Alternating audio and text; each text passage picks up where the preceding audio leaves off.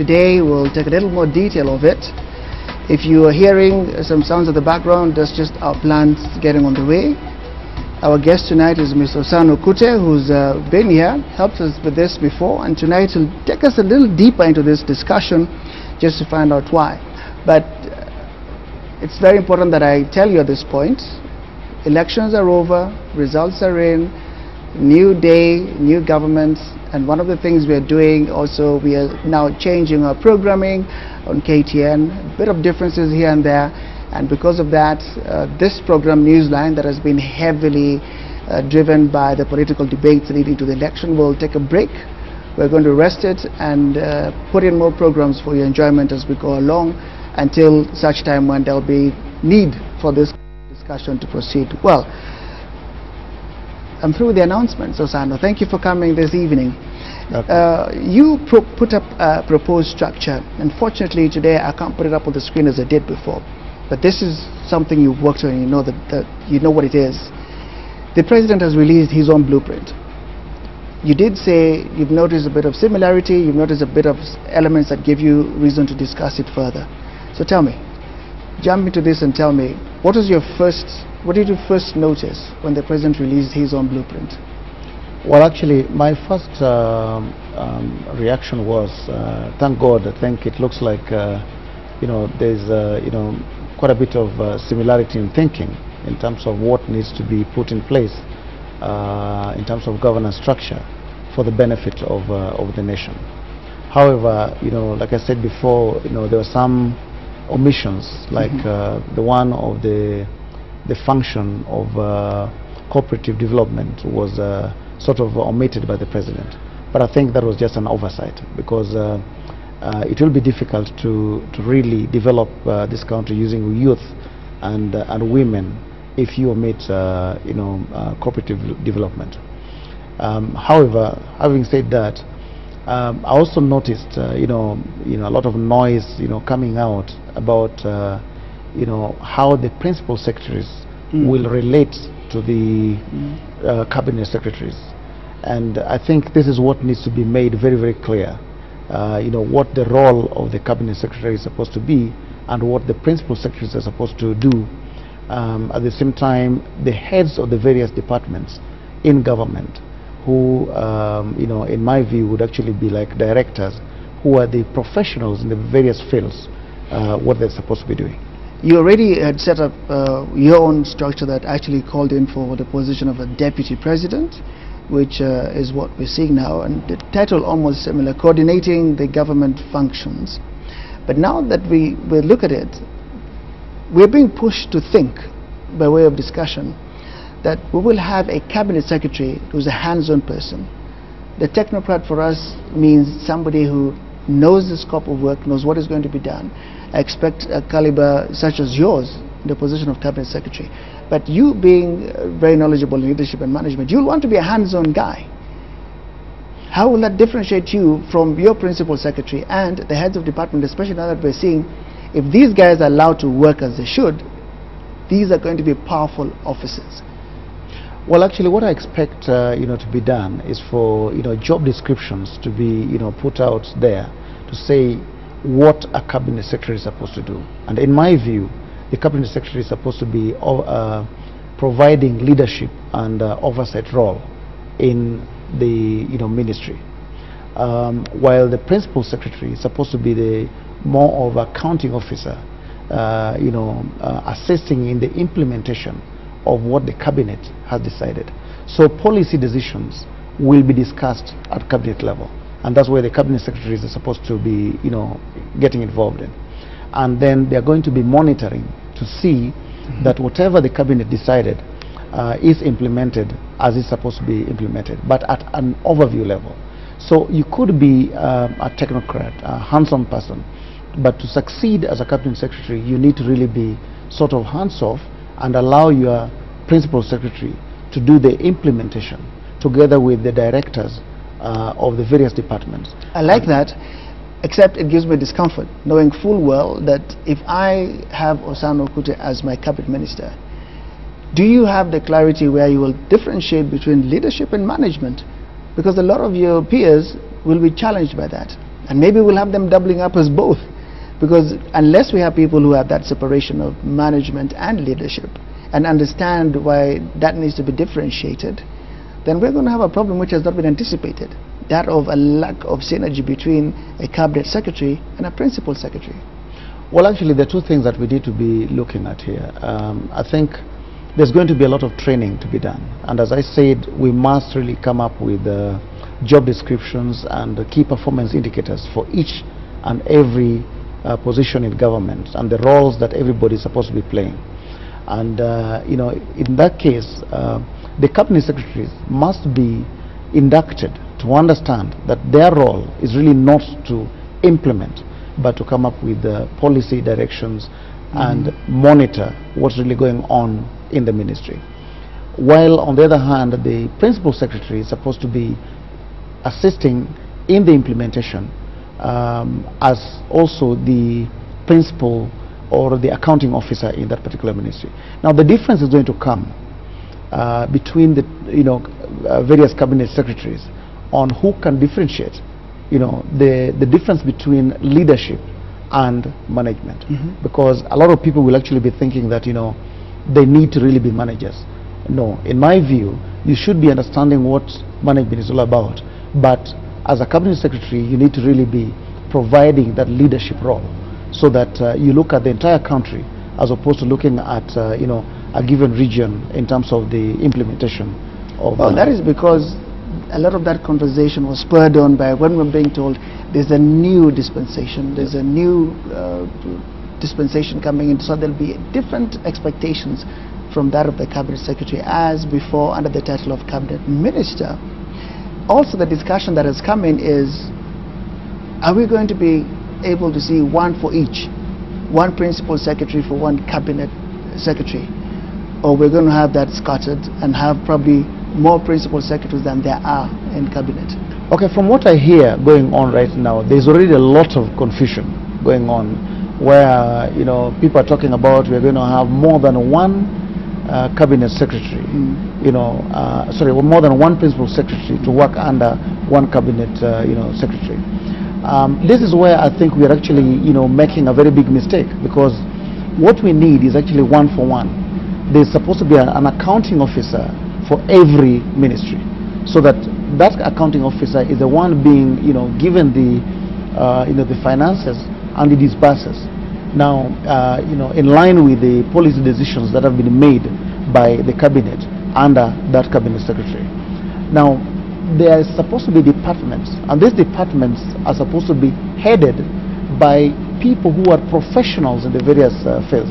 For example, if we have a ministry of agriculture, livestock, fisheries and cooperative development as one ministry. Okay, hold the thought. Right. Don't lose it. I need that explanation. I know there's a bit of a hum that has come onto our discussion. The reason we have that hum is I've got the paper running out today. This is the paper you'll wake up to tomorrow, and maybe we get a sneak preview of what you're going to wake up to tomorrow. There we go. Well, same thing. This is the standard tomorrow morning. Vetting team ready as cabinet takes shape. Did you catch that? Tell me when you have it. That is the headline. Vetting team ready as cabinet takes shape.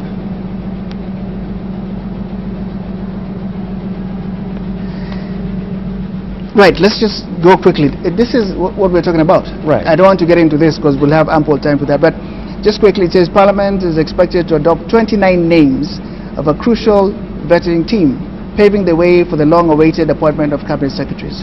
Okay? It has been learned that President Uhuru Kenyatta and his deputy William Ruto were putting final touches to the list of nominees to head restructured government ministries. Fine, we've talked about that at length. We are now getting into the discussion about one for each, and you were going on to tell me. Yes, one for each. That is, every cabinet secretary should actually have a principal secretary who is the accounting officer in that particular ministry, and then under them would actually be departmental heads who are supposed to be professionals in the various departments.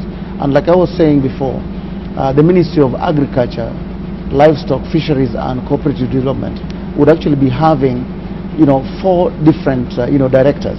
And these directors are the ones who are expected to be professionals in the 4, areas under that ministry.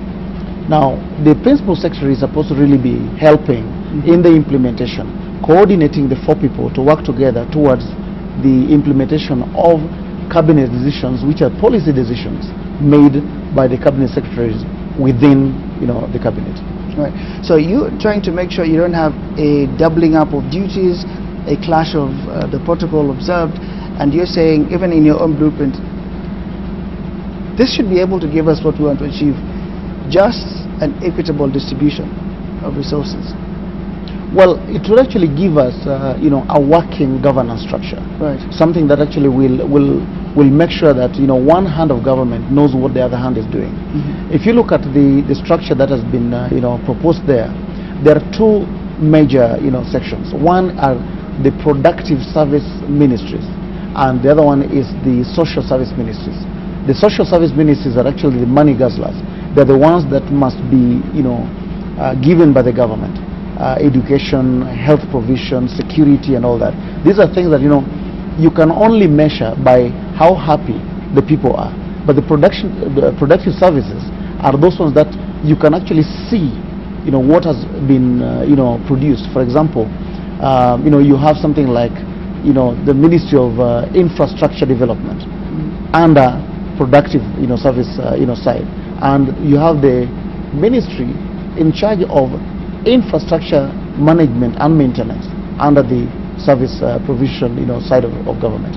So one side is actually the social service delivery, and the other side is the productive service delivery. Right. So while looking at that, then you're looking at what would actually deliver services for the country, in an organized manner, so that one hand knows that when I do this, it's an input into the other department. Therefore, I must do it in time for the other people to use it as an input to produce something that the populace actually needs. Right. So far, apart from the absence, which I'm sure is going to be covered, cooperative societies, cooperative affairs, do you have any other red flag? And apart from one for each, cabinet principal, cabinet secretary, principal secretary, is there any other red flag you would raise? Well, actually, it's more of, I looked at something like mining. If you actually talk about mining, instead of looking at national, resource management, mining therefore, limits what you're supposed to be doing, because you're looking at just minerals. But if you're looking at something like sandalwood, is that a mineral? Are we mining it? And which ministry will it be falling under? Will it fall under the Ministry of environment, because it's a tree, or so where will it actually fall? So by giving some names to some of these ministries, for example, having natural resource management, you cover much bigger. And the proposals given in this structure, gives something like water, energy, environment and natural resource management in one ministry, so that you know very well that if you want to produce energy, you're going to interfere with the environment, in which case therefore you talk to the people within your department, that we are going to interfere with the environment. So what are the mitigating factors? If you want to give water, you're also interfering with the environment. If you want to produce electricity, energy in general, you're interfering with the environment. So the structure was actually looking at coming together with the departments which were related, so that you have people who have the same kind of thinking, working together towards achieving a national goal, as it were. So even as we close this discussion, what would be the thing you tell Kenyans to look at, to engage with, so that we can also enjoy this new dispensation? What would you advise a Kenyan to look for and to look into as we want to enjoy this? Well, the Constitution actually, gave at the national level, nothing less than 14, cabinet secretaries and nothing more than 22. However, if you look at what they gave at the county level, they are talking roughly about 10 cabinet secretaries.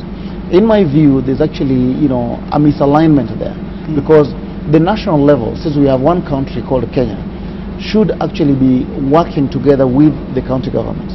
So in which case that if we have 14 cabinet secretaries at the national level, then in my view we should have 14 committees working in line with the national government, so that the person in charge of health, for example, at the county level can liaise with the person in charge of the national of health at the national level. Okay.